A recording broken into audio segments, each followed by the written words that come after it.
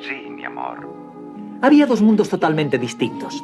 Mientras mi madre limpiaba platos sucios en Rockaway, Irene y Roger tomaban su elegante desayuno en antena en su fastuosa casa de Manhattan, hablando maravillosamente de las personas y lugares en los que nosotros solo podíamos soñar. Querido. Mañana por la mañana les contaremos todos los detalles y también les hablaremos de la nueva obra de Mozart que, según dicen, es divina. Somos Irene Draper Y Roger Daly. Les invitamos a desayunar con nosotros mañana por la mañana y cada mañana y les deseamos un día delicioso. Bueno, hola a todo el mundo. Bienvenidos y bienvenidas a un nuevo episodio de verano con Jairo y Dani. Bueno, no sé si lo he hecho bien o no, pero quería hacer un poco una entradilla así como la de Dani porque creo que es importante de lo que voy a hablar hoy. El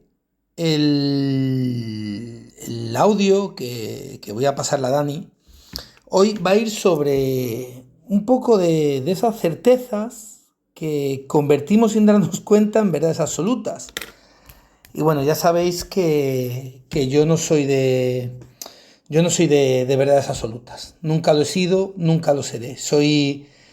Mi formación como ingeniero agrícola pues no me permite hacer afirmaciones afirmaciones absolutas. Siempre busco los dependes y el porqué de las cosas. Y bueno, el WhatsApp de hoy, que nos estamos aquí transmitiendo y tal,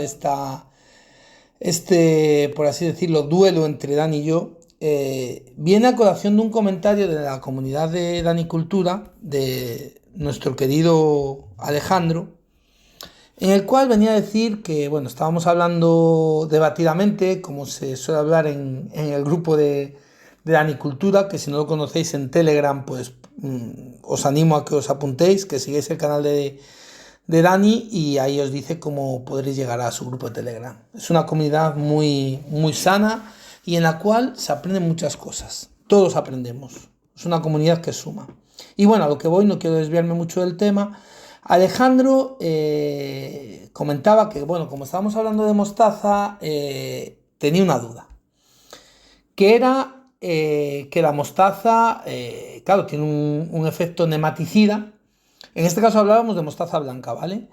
Y por otra parte, que también sabemos que en el suelo viven muchos nemátodos. Entonces, la cuestión que se hacía era que, claro, que si solo había una pequeña parte de nemátodos perjudiciales, si el poner mostaza podía generar un desarreglo eliminando a los otros nemátodos que en el suelo pueden llegar a ser beneficiosos. Bueno, esto es una certeza, ¿vale? Una certeza.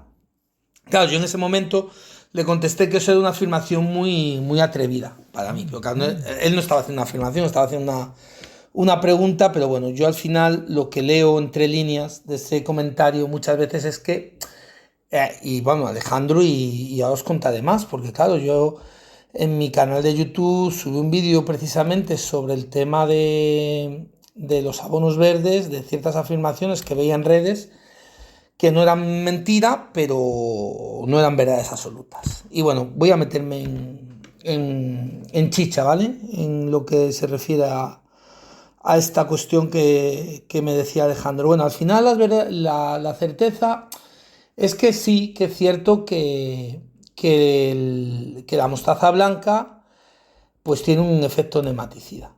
Pero bueno, un efecto nematicida muy limitado. Tampoco os penséis que tiene un efecto brutal. Al final hay muchos nemátodos que están en el suelo, que son perjudiciales, como pueden ser, pues mira, os puedo decir familias así un poquito de cabeza. El Heterodera, que es Heterodera shanti, creo recordar que es el nombre completo. Bueno, pues ese nemátodo, por ejemplo, sí que la mostaza blanca actúa perfectamente contra ese nemátodo.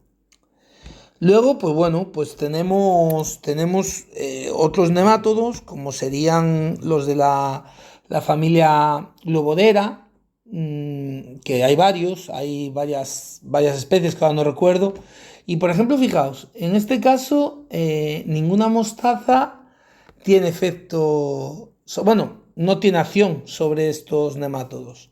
Tendríamos que irnos a otra especie, a una solanácea, a la espina colorada que le llaman el Solanum sisybrinfolium.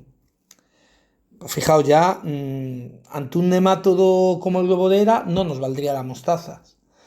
Y luego ya están los nemátodos más típicos, que son los Meloidogine, que son los más conocidos en la agricultura, de varias especies. Y ahí, por ejemplo, fijaos, la mostaza blanca no tiene un efecto nematicida, vamos, no es apto para ello. Bueno, no está testado en alguno de ellos, pero no es apto, no está demostrado científicamente que sea apto. En cambio, el rábano forrajero, por ejemplo, pues sí puede con los Meloginae.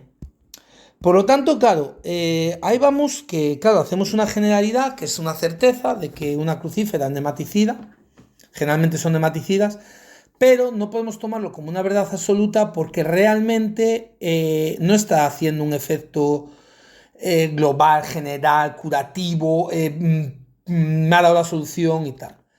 Y yo os quería comentar un poquitillo, me voy a ir al vídeo estoy aquí delante del ordenador ahora mismo, ¿y qué voy a hacer, Jairo? Pues me voy a ir al vídeo de mis abonos verdes, a ese vídeo en el que yo, mostraba un poquitillo, no de enfado, ¿sabéis? Pero un poquitillo de que veo muchas afirmaciones, muchas certezas en redes y a veces, no sé, creo que debemos analizar nuestros agroecosistemas desde el punto de vista en que son agroecosistemas que nosotros debemos conocer. Es decir, yo si tengo mi huerto, no voy a hablar de mi caso, que mi caso igual es un poco más complejo para hablar aquí, pero bueno, yo si tengo mi huerto tengo que conocer lo primero, qué tengo en el huerto, es decir, qué suelo tengo.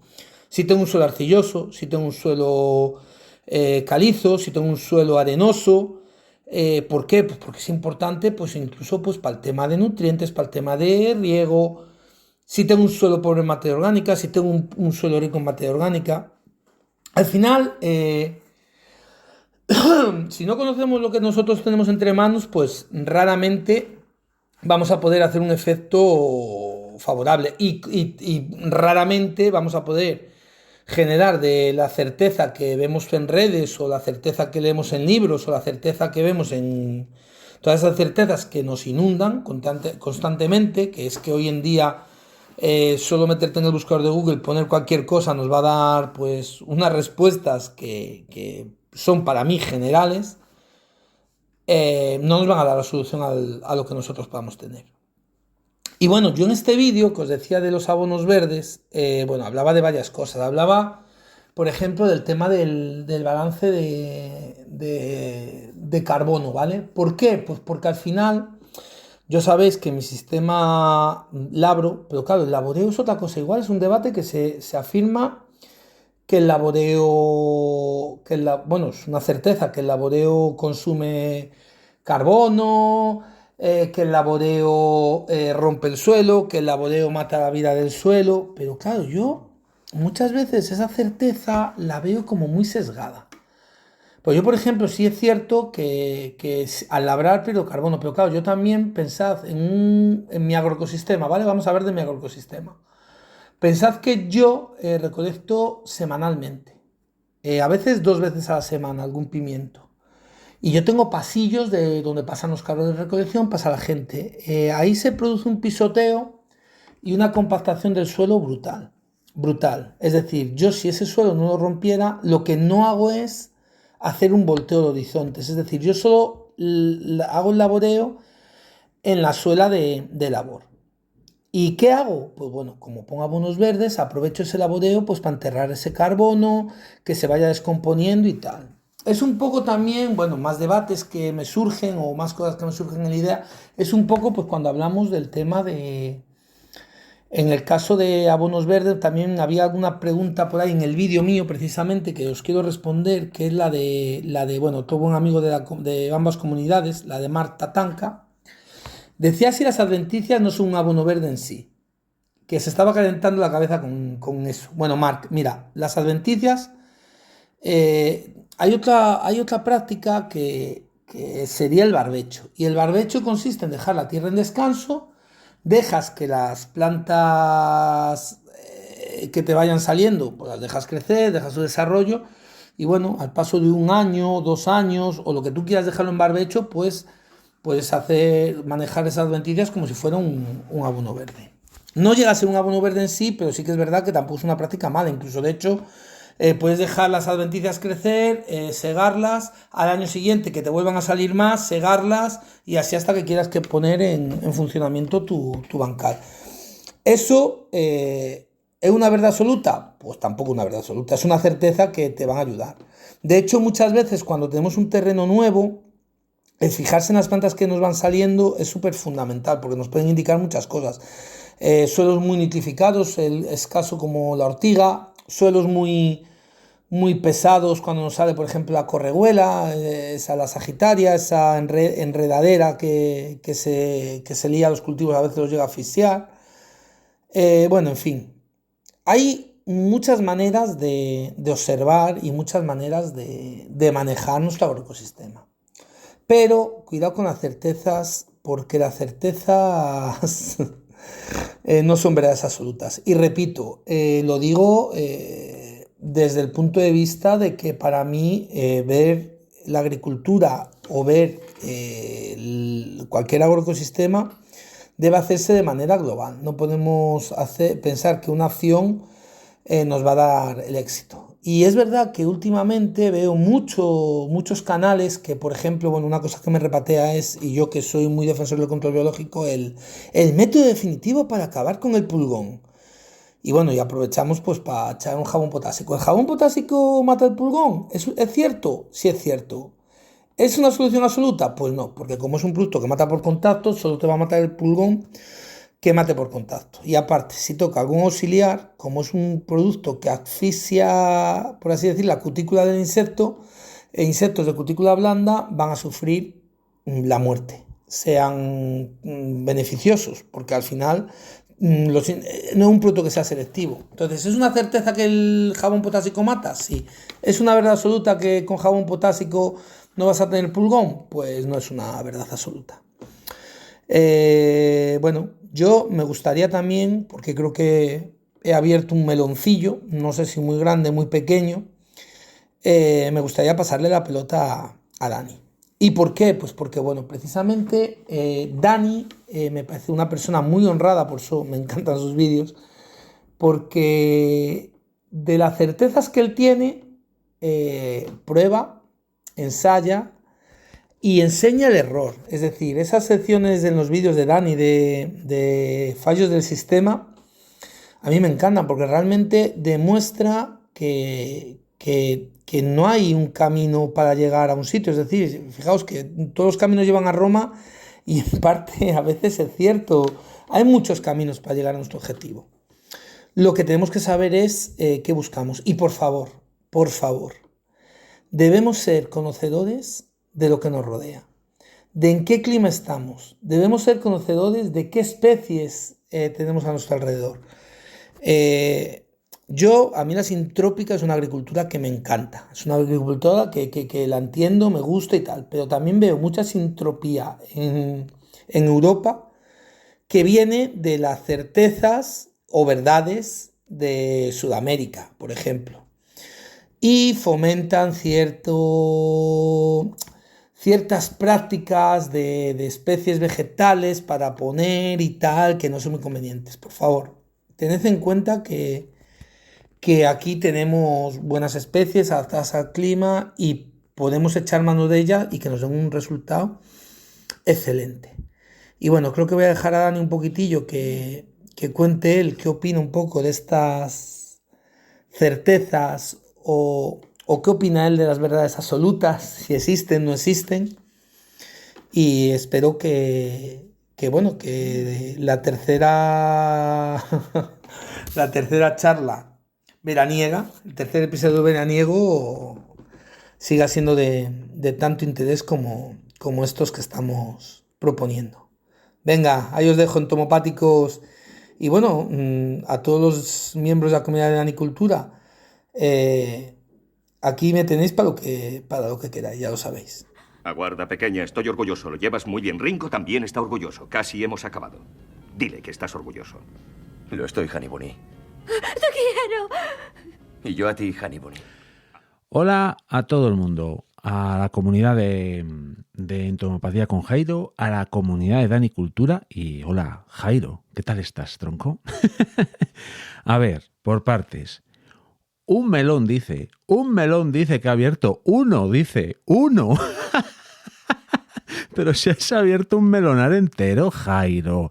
Pero bueno, he tomado buena nota. A mí me gusta todavía andar con papel y lápiz.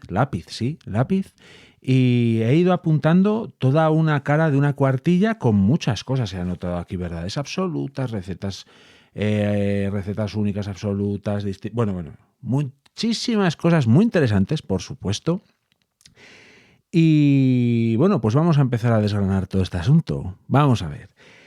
Haces mención al tema de la sintropía y qué interesante. Qué interesante es la sintropía. Me fascina. La sintropía es algo que me fascina, me genera una fascinación tan grande como una selva tropical, que es precisamente donde yo creo que más o menos se ha ido desarrollando todo ese asunto. Una de las personas que más ha desarrollado todo eso, y hablo de memoria, es un suizo que se fue a Brasil, Gotch o algo así, no me acuerdo cómo se llama, ya veis que esto es improvisación total. De hecho lo voy a buscar ahora aquí en directo, pero como digo, un suizo, creo que sigue con vida, creo. Voy a poner aquí sintropía, Gotch o algo así, no me acuerdo muy bien cómo se llamaba. Sí, Ernst Gotz. La sintropía. Era un tipo que se fue en unas fincas a Brasil a desarrollar toda una serie de estrategias, bueno, pues increíbles, como unos bosques de alimentos increíbles y como que no dejar la naturaleza fluir a su libre albedrío, pero bueno, el agroecosistema de Ernst Gotz, que ha desarrollado mucho el tema del cacao, creo, pues prácticamente es una selva. Vale, eso está muy bien. Sin embargo, tenemos que tener en cuenta nuestro sistema. A mí me apetecería, de hecho me encantaría que desde el Google Maps, dentro de unos años, cuando yo pinchase en la zona de mi huerto, hubiese pues una sensación de que ahí hubiese como que hay una selva. Sin embargo, tengo que ser consciente de dónde tengo el huerto. Y mi huerto está en la zona sur de León, justo en la zona sur de la capital leonesa, y ese clima tiene unas características muy claras, como son heladas muy duras en invierno, fuertes calores en verano. Es como muy radical, muy radical ese clima. Entonces, pues no voy a tener, digamos, el ecosistema que tiene ahí Ernst Gotz. Entonces, bueno, pues tenemos que ser conscientes de nuestro sistema, como bien dice Jairo. Y para meternos en materia de lo de las verdades absolutas, es muy interesante todo esto, porque es cierto que para mí hay varios, como lo llaman ahora, red flags. Hay varias red flags claras que me hacen ya dudar del vídeo o lo que esté viendo. Una de ellas, muy clara, es que cuando yo veo un vídeo de huerto y veo a la persona que me lo está enseñando y tiene las manos limpias, ahí ya yo ahí ya desconfío. Yo desconfío, sí, porque yo sé lo que es ir al huerto y cuando voy al huerto a hacer varias cosas, acabo hecho girones, ¿no? Entonces, para mí eso es una red flag que llaman ahora. Y otra clara señal de que ahí pasa algo cuando estoy viendo un vídeo es cuando alguien me está diciendo que, pues que hay una clara verdad absoluta y que la razón de hacer esto es, no sé, una muy concreta y que la manera de hacerlo es esta manera, claro que sí, esta es la manera de acabar con el pulgón o esta es la manera de tener unos frutos increíbles o cosas así. Porque para mí hay una grandísima palabra que ha de presidirlo todo, prácticamente todo, y es depende. Y es que las cosas dependen de muchas circunstancias. Y en el huerto no es una excepción. De hecho, es un paradigma del depende. Porque claro, De hecho, y en estos vídeos ya veis, bueno, estos vídeos, en este contenido que os estamos ofreciendo veraniego, Jairo y yo y Jairo, también nos gusta introducir las comunidades que tenemos, él y yo, en estas conversaciones. Él hablaba de Alejandro, después nos meteremos en cosas que haya dicho Alejandro. Y Marc, que también, bueno, pues yo introduzco a una persona que se llama Rascayun Yun, que me hizo un comentario en un vídeo que hacía de los tomates y mostraba cómo quitar los chupones y todo eso. Bueno, esta persona comentaba que bien, o sea, vamos, yo de hecho a mí me encanta, digamos, tener pensamientos que me confronten los pensamientos, las ideas que yo ofrezco y que ahí se genere un debate sano, que como de hecho fue este. Esta persona me comentaba, y lo voy a leer entero porque es muy interesante, y dice: hola, la única razón por la que se empezó a podar las tomateras era para tener un mejor manejo en invernadero con las máquinas. Se poda al principio y por arriba, se deja libre albedrío y sujetas entuturadas. Y no da menos, ni menor calibre.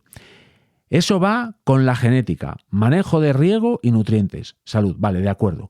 Es muy interesante todo esto que aporta aquí Rascayun, pero yo ahí le hice unas apreciaciones. Y es que depende mucho. ¿Por qué? Porque yo, como bien dice Jairo, yo muestro muchas veces los fallos que tengo en mi sistema, porque tengo muchos. Soy quizás de las personas que más fallos cometen. Bueno, supongo que como todas y todos. Todos cometemos un buen número de errores. Al final es como casi siempre se aprende más. Bueno, yo he hecho muchas pruebas, por ejemplo, con esto del tomate. He probado, para que os hagáis una idea, todas y todos. He probado a entutorar, que es normalmente lo que hago. He probado a no entutorar. He probado a entutorar y no quitar chupones. He probado a no entutorar y quitar chupones. No, eso no lo he probado. No, a no entutorar y quitar chupones no he probado. Eso es lo único que me ha faltado. Pero he probado también a no entutorar y no quitar chupones. Es decir, que la planta de tomate crezca como le diese la real gana. Bueno, ¿cuáles fueron los resultados? Pues los resultados, fueron la confirmación de que un gran depende existe. Es decir, la planta de tomate, por naturaleza, es una planta rastrera total, va por el suelo como le da la gana. Claro, tenemos que pensar de dónde surgió esa planta. ¿Y de dónde surgió? De América del Sur. No me acuerdo exactamente en qué lugar, pero tengamos en presente que en América. En una zona de un clima concreto, en fin, seguramente se diese en diferentes climas porque esa zona de la Tierra es muy rica en muchas cosas y en climas también. La cuestión es que en nuestros huertos, por ejemplo, si no quitamos los chupones, por mi experiencia, es lo que yo he experimentado, si no quitamos los chupones y si no entutoramos, la planta vale, fenomenal. Pero en mi experiencia no da tantos frutos porque los da más tarde y entonces en mi clima no maduran no les da tiempo a madurar porque en León una cosa es segura, eso sí que es seguro, y es que llega el frío, al menos de momento, y entonces no le da tiempo a madurar esos frutos. Y otra cosa cierta es que si no entutoras en un huerto familiar, por no hablar de en un invernadero, claro, si no entutoras los tomates, ese huerto es impracticable, porque os puedo asegurar que una planta de tomate libre lo domina todo. Es increíble, se hacen unas plantas que flipas. O sea, es increíble. Y entonces se hace un huerto impracticable, incómodo. Entonces, ¿qué pasa? Que yo os digo ahora, no, tenéis que entutorar y tenéis que quitar los chupones porque si no, todo va mal. No, depende. Haced lo que queráis. Y sobre todo hay una cosa que hay que hacer y es probar las cosas por uno mismo. Porque así os vais a tener las conclusiones acertadas o para cada caso concreto. Porque en mi caso, pues yo necesito entutorar. Porque el huerto tengo los caminos muy pequeños y si las plantas lo toman los caminos, pues se hace impracticable. Y entonces, claro, recetas absolutas. Eso Eso para mí me parece una alerta total. Es como, por ejemplo, certezas de libros. ¿Os recomiendo leer libros? Hombre, por supuesto, por supuesto. Os recomiendo leer libros referentes a agricultura y a manejos correctos que respeten el planeta, respeten a las personas y el reparto justo, por supuesto que sí. ¿Os recomiendo que sigáis a pies juntillas lo que dicen esos libros? No. Por mucho que venga en un libro, tenéis que hacer vuestra adaptación a lo que tenéis a vuestro alrededor. Tanto del clima como de otra cosa que se menciona muy poco en todos los canales del YouTube habidos y por haber, y es el tiempo del que disponemos. Ya no solo el clima, sino el tiempo del que dispone la hortelana o el hortelano es fundamental. ¿Por qué? Pues porque yo, por ejemplo, a mí me encantaría poner zanahorias en mi huerto. Pero es que ya al huerto voy... Bueno, ahora en verano voy más porque tengo que ir a regar. Pero hay muchas épocas del año en que voy unas veces a la semana. O una cada 2. ¿Os imagináis? Es cierto. Entonces, para mí es muy importante que el huerto, porque lo tengo lejos de casa, no me ocupe tiempo. Si tuviese el huerto al lado de casa, estaría todo el rato ozando en el huerto. No me malinterpretéis, estaría todo el rato ahí. Pero la realidad de mi tiempo es que lo tengo lejos. Entonces tengo que ir para allá, tengo que coger la bici o según las circunstancias el coche, y yo tampoco quiero coger mucho el coche, bueno, etcétera. Hay muchos dependes en todo esto. Entonces, claro, el tiempo de la persona que maneja ese huerto o el sistema que sea, lo que sea, pues es muy importante y hay que tenerlo en cuenta. Y mencionaba Jairo el tema del laboreo, que si es bueno, si es malo, no sé qué, la relación carbono. Es que todo esto depende. Es que, claro, es lo que comenta Jairo, pues depende de la circunstancia. Entonces, ¿es malo labrar? Pues si te pones loco a labrar todos los santos años a labrar, porque es lo que hay que hacer, porque es lo que te han dicho siempre que hay que labrar en febrero labras y tal, no sé qué, pues efectivamente te vas a machacar el suelo, es como pasar la turmis por el suelo. Pero claro, si yo, por ejemplo, en una parte de mi sistema quiero empezar un nuevo bancal, pues tengo que meterle azada. Yo en mi caso azada, no tengo motocultor, ni quiero motocultor, pero pues sí que tengo que meterle ahí un poco de azada y quizás un poco profundo. Pero una vez que ya tengo eso, digamos, a mi gusto, pues cuanto menos andemos tocando las narices a los individuos del suelo, pues mejor. Pero todo depende, porque yo no puedo decir que el laboreo es malo, porque claro, si hay una zona que tengo el suelo después de según qué cultivos, por ejemplo el ajo, en mi experiencia, claro, como es algo que prácticamente no tocas, yo prácticamente no toco y tal, pues el suelo al final se compacta mucho después de todo el invierno, cayéndole el agua y eso, pues al final acaba compactándose demasiado. Entonces tengo que darle una pasada de azada. ¿Y quién me indica que tengo que hacer eso? Pues los bioindicadores. Los bioindicadores son importantísimos.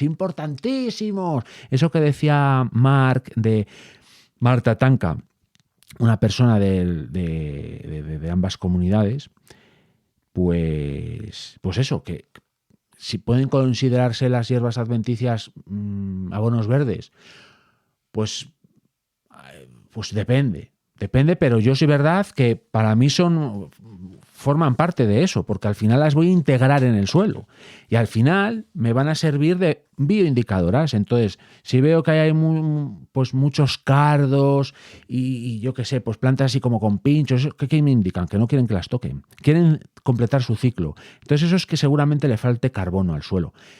El tema de los bioindicadores es importantísimo. Por ejemplo, ortigas, hay mucho nitrógeno ahí. O ¿cómo se llama esta? La correhuela, compactación, sin duda. O gramíneas, pues indican también cierta compactación. Si salen gramíneas, se dan en suelos compactados. Si quiero descompactar un suelo, pues igual me interesa poner un abono verde con una gramínea. Por ejemplo, son grandes descompactadoras. Y sí, efectivamente os recomiendo y os invito a que os unáis al canal del Telegram de Danicultura, en el que está Jairo y en el que está mucha gente, Bueno, mucha, no es una cosa masiva, pero, por ejemplo, ahí se hacen aportaciones muy interesantes y dudas se van respondiendo, todas y todos aprendemos, como por ejemplo, esa duda inicial, esa curiosidad que tiene Alejandro, miembro de la comunidad, acerca de, pues eso, de la mostaza blanca, a ver si, bueno, pues si mataba todo nemato de ahí, era como echar ahí, qué sé yo, lejía en el suelo. Bueno, al final hay que pensar una cosa. Las plantas colaboran y cooperan entre sí. Entonces, voy a lanzar aquí, casi como comentario final, algo que creo que lo he dicho en algún vídeo, no sé si lo he llegado a publicar ya, bueno, es igual, pero seguro que a Jairo le gusta. Muchas y muchos aquí ya sabéis que he estado haciendo un curso de pastoreo y dentro de una temporada, pues bueno, ir a hacer unas prácticas al monte. Voy a ir al monte prácticamente a vivir una temporada con un rebaño y demás. Tengo muchas ganas de ir, por cierto.